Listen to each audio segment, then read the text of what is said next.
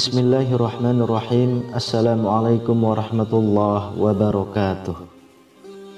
Syukur alhamdulillah kita bisa berjumpa lagi di channel ini. Sholawat dan salam selalu dan tetap tercurahkan kepada junjungan kita Nabi besar Muhammad sallallahu alaihi wasallam. Allahumma sholli ala sayyidina Muhammad wa ala ali sayyidina Muhammad. Harapan dan doa saya semoga saudaraku semuanya selalu diberikan kesehatan, dilapangkan rezekinya, diampuni dosa-dosanya, dan dipanjangkan umurnya. Amin ya rabbal alamin. Sahabat beriman yang dirahmati Allah, wudhu memiliki kedudukan yang penting dalam agama Islam.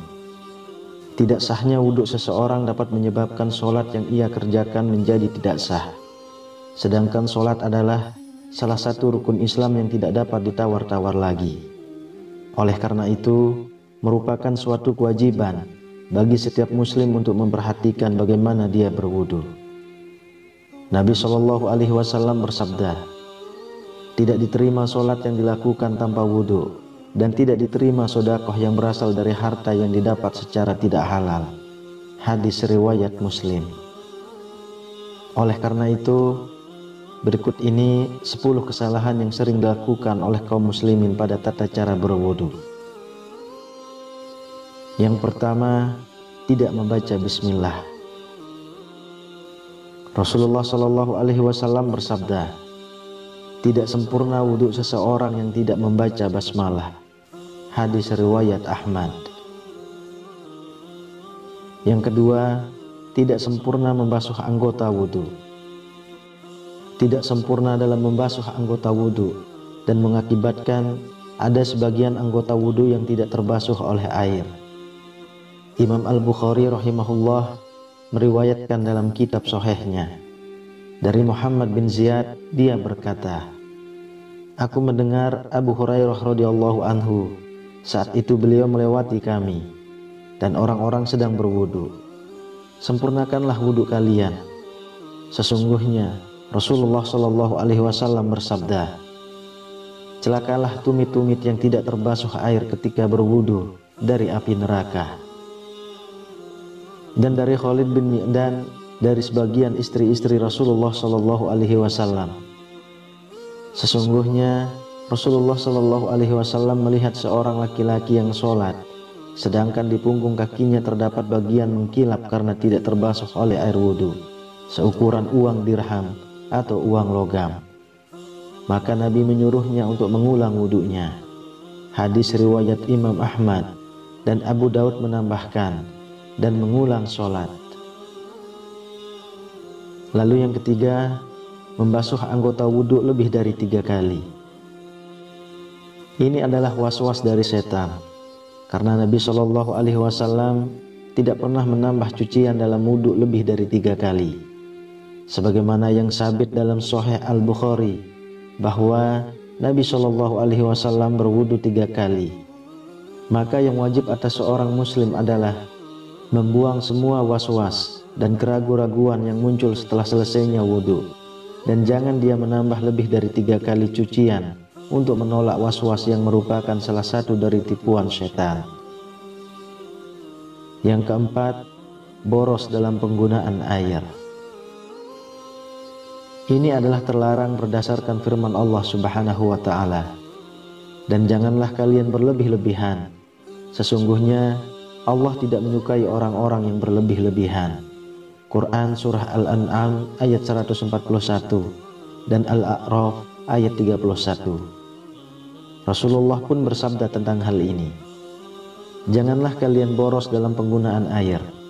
Maka beliau saat berkata, apakah dalam masalah air ada pemborosan? Beliau bersabda, iya, walaupun kamu berada di sungai yang banyak airnya. Hadis riwayat Ahmad. Yang kelima, menyebut nama Allah di dalam WC atau masuk ke dalamnya dengan membawa sesuatu di dalamnya terdapat zikir kepada Allah. Ini adalah hal yang makruh, maka sepantasnya bagi seorang muslim untuk menjauhinya.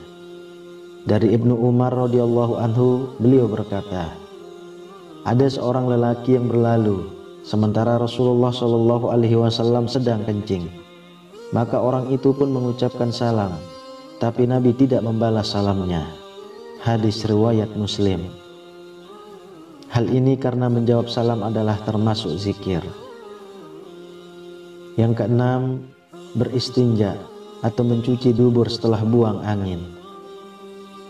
Tidak ada istinja ketika buang angin atau kentut. Istinja hanya pada buang air kecil dan buang air besar. Maka tidak disyariatkan bagi orang yang kentut untuk beristinja sebelum berwudu, sebagaimana yang dilakukan oleh sebagian orang. Imam Ahmad rahimahullah berkata, tidak terdapat dalam Alkitab, tidak pula dalam sunnah Rasulnya adanya istinja dalam kentut. Yang ada hanyalah wudu. Yang ketujuh, tertidur kemudian tidak mengulang wudu. Sebagian orang tertidur di masjid, kemudian apabila iqamah dikumandangkan, dibangunkan oleh orang di sebelahnya, lalu langsung bangkit sholat tanpa berwudu lagi. Orang yang seperti ini wajib baginya untuk berwudu, karena dia lelap dalam tidurnya. Adapun kalau dia sekedar mengantuk dan tidur ringan, sehingga masih mengetahui siapa yang ada di sekitarnya, maka tidak wajib baginya untuk berwudu lagi. Yang kedelapan, meninggalkan istinsya dan istinsyar. Istinsya adalah menghirup air lewat hidung sampai ke pangkal hidung, dan istinsyar adalah mengeluarkannya air yang dihirup tadi dari hidung. Sebagian kaum muslimin ketika berwudu hanya memasukkan jarinya yang basah ke dalam hidung. Dalil tentang istinsya dan istinsyar adalah hadis yang terdapat dalam Sahih Al-Bukhari. Dari Humran, beliau menyifati wudu Utsman radhiyallahu anhu. Kemudian ia memasukkan tangan kanannya di bejana, lalu ia berkumur, menghirup air ke hidung dan mengeluarkannya. Dan Nabi Shallallahu Alaihi Wasallam bersabda, barang siapa berwudu, hendaklah ia menghirup air ke hidung dan mengembuskannya kembali. Dan barang siapa yang melakukan istijmar atau bersuci dari buang air besar dengan batu, hendaklah melakukannya dengan ganjil atau tidak genap. Yang kesembilan, menganggap mengusap leher dianjurkan. Padahal sebenarnya tidak demikian. Ia tidak dianjurkan dan tidak termasuk ibadah wudu. Kemudian yang ke-10, doa pada saat membasuh anggota wudu. Imam An-Nawawi berkata, doa-doa ini, yakni doa-doa pada saat membasuh anggota wudu, tidak memiliki dasar. Dalam fatwa Lajnah Daimah nomor 2588 dikatakan, tidak ada doa dari Nabi Shallallahu Alaihi Wasallam pada saat membasuh dan mengusap anggota wudu. Dan doa yang disebutkan dalam hal ini adalah bikinan orang tidak berdasar. Yang diketahui secara syar'i adalah basmalah di awal wudu, mengucap 2 kalimat syahadat di akhir wudu, ditambah dengan ya Allah, jadikanlah aku termasuk orang-orang yang bertaubat, dan jadikanlah aku termasuk orang-orang yang bersuci. Wallahu a'lam bishawab.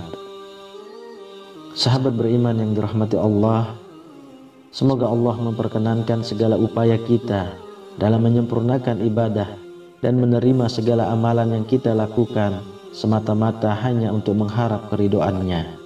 Amin ya rabbal alamin. Demikian yang bisa saya bagikan, semoga bermanfaat untuk kita semua. Assalamualaikum warahmatullahi wabarakatuh.